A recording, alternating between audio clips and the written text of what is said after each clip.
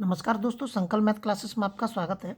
हम कर रहे हैं यूपी टेट स्पेशल और इसमें भाग विधि पे आधारित जितने भी सवाल होंगे वो आपको सारे मैं बताऊंगा। सारी क्लासें एकदम फ्री रहेंगी। इसका पहला सवाल है 2309 को किसी संख्या से भाग देने पर भागफल 36 तथा शेषफल 5 हो तो भाजक ज्ञात कीजिए। सबसे पहले हम सवाल के अंदर जो गलती करते हैं वो ये गलती करेंगे सवाल में कि हमें भाजक क्या है, भाज्य किसे कहते हैं और भागफल किसे कहते हैं। इसमें सबसे बड़ी जो कन्फ्यूजन हो जाती है वो हमारी यहाँ पे भाज्य को पहचानने में हो जाती है। इसको भी जानते हैं भागफल।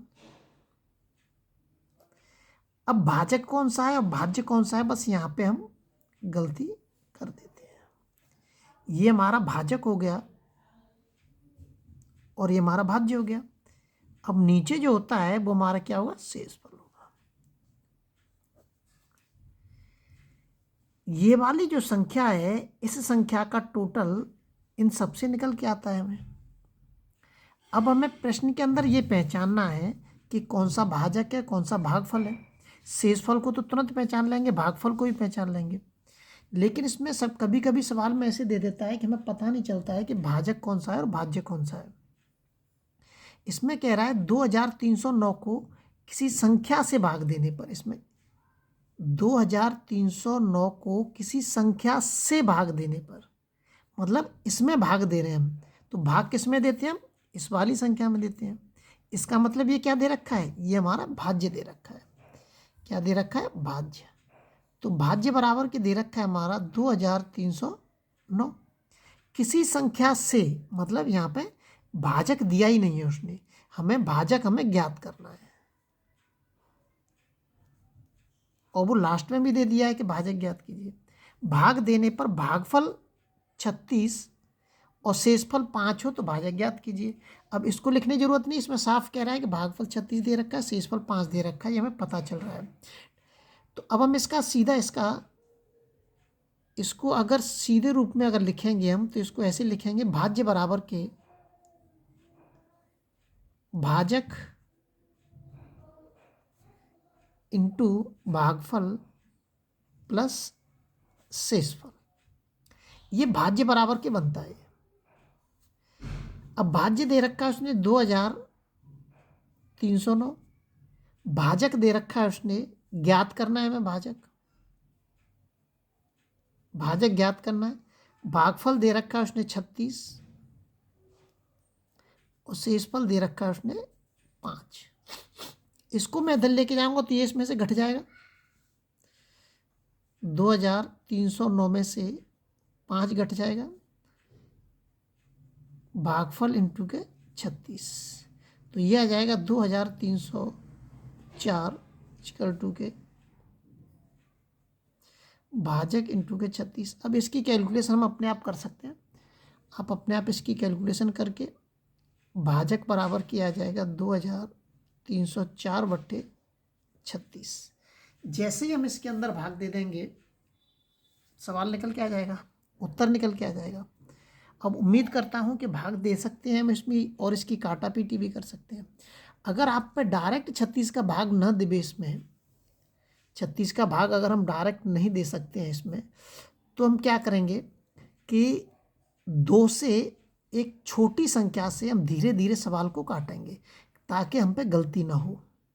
अगर आपको दिख रहा है कि 36 से भाग देने में गलती हो सकती है हमारी, तो आप भाग मत दीजिए, आप 2 से काटिए आराम आराम से, तो कट के आ जाएगा। और वैसे ही पता चल जाएगा, देखिए 6 छिंगे 36 या 6 चौक 24, हाँ ये हो सकता है, और 8 छिंगे 48 और 6 छिंगे 36, ये हो गया 64, 4 छिंगे 64, ये आ जाएगा निकल के। इसका सीधा सीधा पता चल रहा है हमें। इसका भाग देके उत्तर आपको प्राप्त हो जाएगा 64। अगला सवाल देखते हैं। अगला जो सवाल दे रखा है इसमें, यदि किसी संख्या में 48 का भाग देने पर 23 शेष बचे तो उस संख्या में 16 का भाग देने पर क्या शेष बचता है। ये सवाल उस सवाल से चेंज है। इसमें कह रहा है 48 से भाग देने पर शेषफल इतना बचता है, फिर कह रहा है 16 से भाग देने पर शेषफल कितना बचता है। मतलब यहाँ पे भी शेष दे रखा है, यहाँ पे भी शेष। जब कभी भी ऐसा सवाल आता है तो आप इस वाले शेषफल में इस वाले शेषफल का दोनों शेष आएंगे, ध्यान रखना। जैसे ये दो शेष आते हैं तो आप 23 में भाग दे देंगे इस वाले शेषफल का। 16 एकम 16, 13, 13 में 6 जाएंगे तो कितने बचेंगे? 7। सी ऑप्शन इसका एकदम सही हो जाएगा। ध्यान रखना है, इस तरीके से शेषफल तो जरूर आएंगे। अब इसमें मैंने एक सवाल और रखा है यहाँ पे, देखिए इसी प्रकार का कि किसी संख्या में 30 का भाग देने पर शेषफल 20 बचता है, तो संख्या में 25 का भाग देने पर शेषफल क्या बचेगा?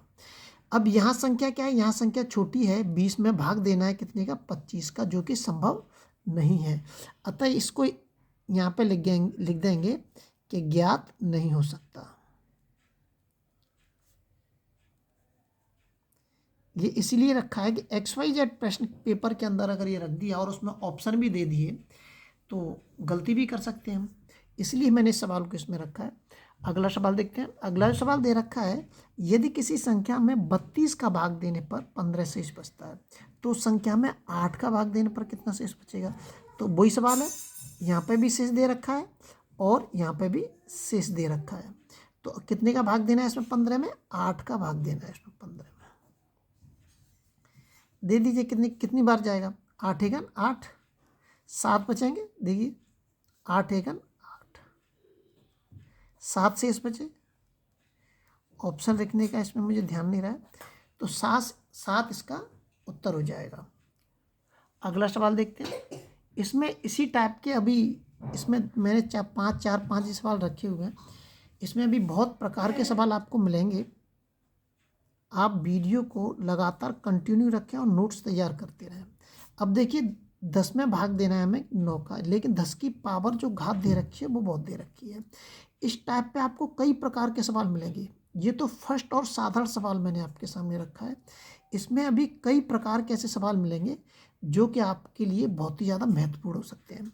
अब 9 का भाग मैं 10 में दूंगा, घात को भूल जाइए आप। 9 एकन 9, कितना बचेगा? 1 बचेगा हमारा।